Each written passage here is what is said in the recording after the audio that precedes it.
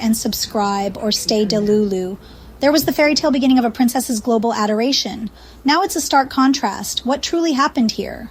Before Prince Harry, who was she really? Meghan Markle was a D-list actress known for the TV show Suits. She had a degree of fame, and certainly she was ambitious. Christopher S. Jones, who once worked on yachts himself, has publicly claimed that Meghan Markle served as a yacht girl, allegedly, and there are archived photos of her alongside Prince Andrew circulating online. Despite vigorous efforts by the Markle legal team to scrub those images and related posts, they've only fueled speculation.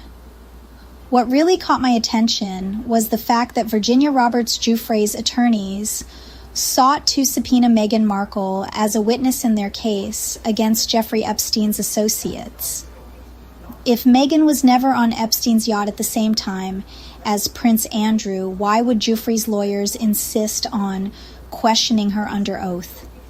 It certainly suggests there's more to this story than meets the eye. Then came the prince, a whirlwind romance set up on a blind date.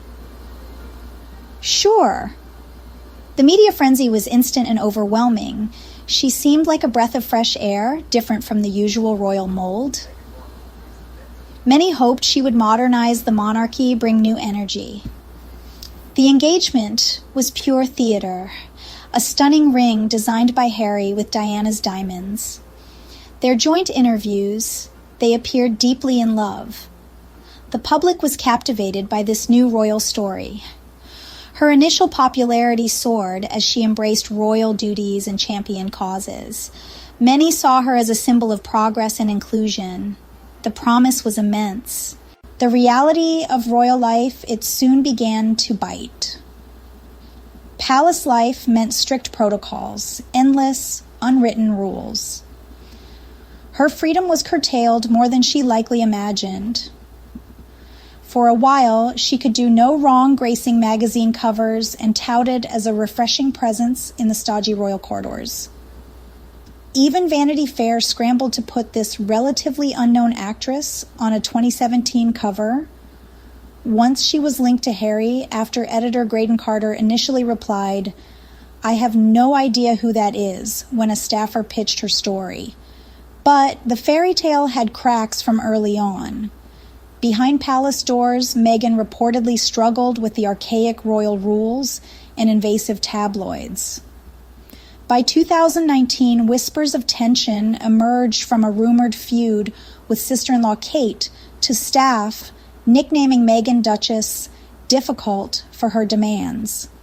Still to the public, she played the poised princess championing charitable causes and enjoying the perks of royalty, the tiaras, the global platform, the Hollywood-level fame.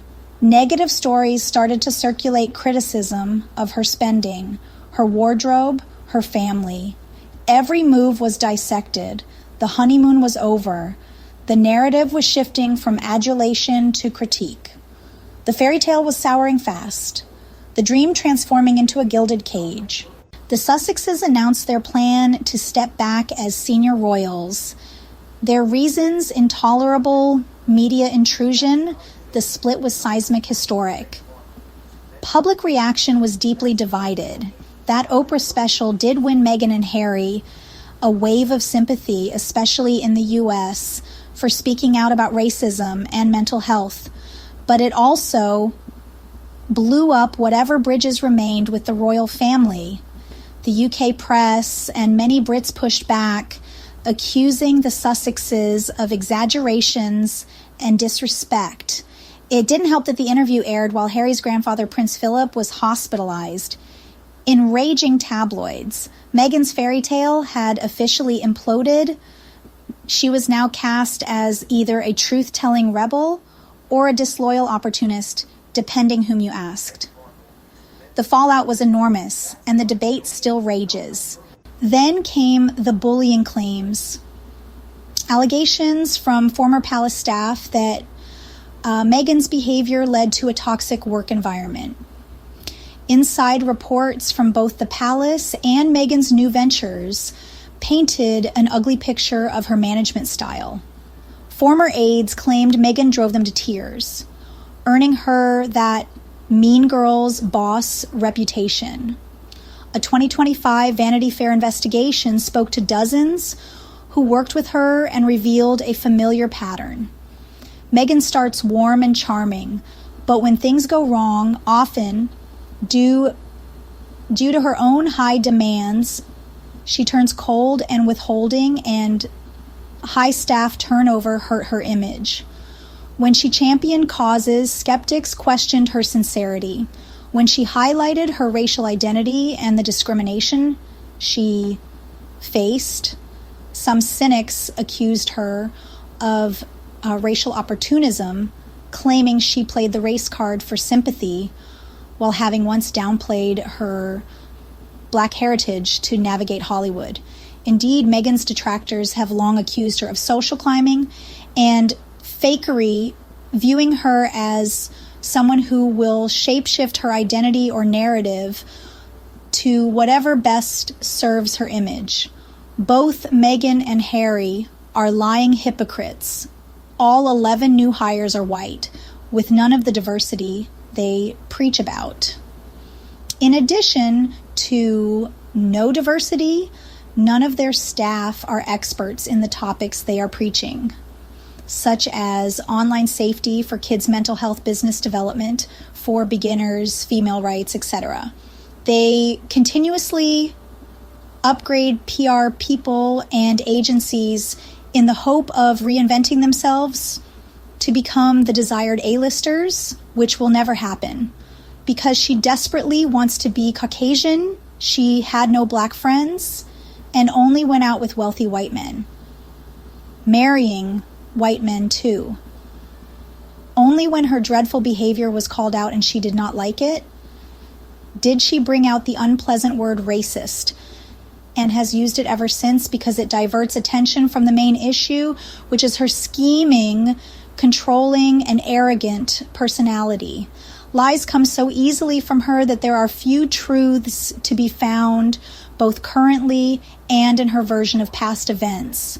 She listed herself as Caucasian on her acting resume, then suddenly labeled biracial when she married Harry, so that she could scream racism at the royal family in the UK and play victim to it all, her favorite modus operandi. Even Hollywood's elite reportedly began to cool. Anna Wintour allegedly pulled a cover. Wintour reportedly banned Meghan from a planned Vogue cover in 2022 after getting fed up with Meghan's excessive demands and micromanaging. Meghan wanted full creative control as a photographer and writer, even insisting on being on both the UK and US Vogue covers.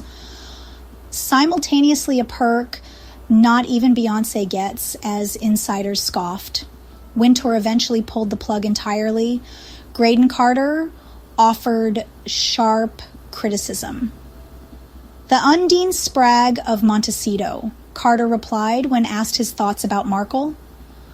For those unfamiliar, his reference was to the main character in The Custom of the Country, a tragicomedy by author Edith Wharton that was published in 1913. The book tells the story of Spragg, a social climber who moves from the Midwest to New York to experience the high life. Spragg then marries a man from Manhattan's high society, but she's never satisfied because of her greed and ambition. On Goodreads, Spragg is described as vain, spoiled, and selfish. Can she reinvent herself again, or is her public persona too damaged? Only Meghan can answer that through her future choices. So, what do you think? Can Meghan Markle change the narrative yet again and win back public favor? Or has the world already made up its mind about her?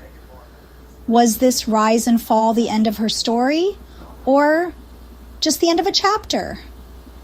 Let's get the conversation going. Drop your thoughts in the comments below. And if you enjoyed this unapologetically candid deep dive, be sure to like this video and subscribe for more sharp commentary. Thanks for watching, and until next time, stay bold.